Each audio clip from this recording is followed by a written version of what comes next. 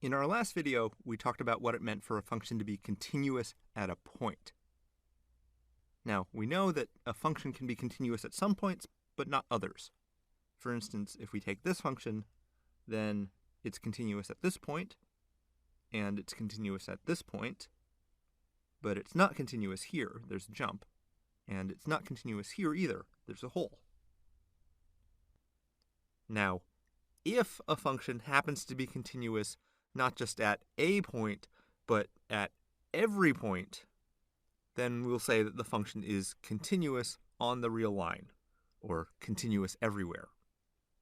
And most of the time, if we just say continuous without specifying a point, this is what we'll mean.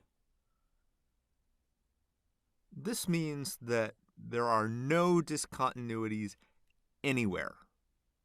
If we draw the graph from left to right, we never have to lift our pen for a jump or a hole or anything like that. It's just nice and connected. Continuous functions are great, especially from the point of view of limits, because the limit of a continuous function will always equal the value of the function at that point.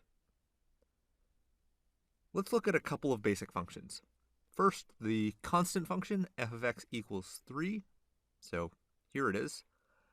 And we asked you to think about this one, and hopefully you realize that this function, and indeed any constant function, will be continuous at any point.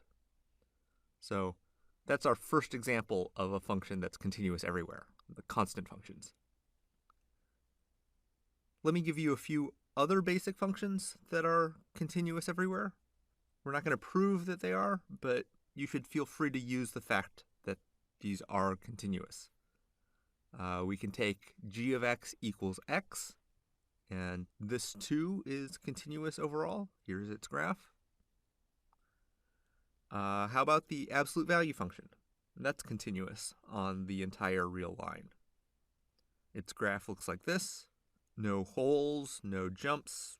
It's perfectly continuous. Another function that's continuous everywhere is sine x, and its graph looks like this. Nice and lovely. No discontinuities there either. There's also cosine x. I'm not going to draw that one. However, the tangent function is not continuous everywhere.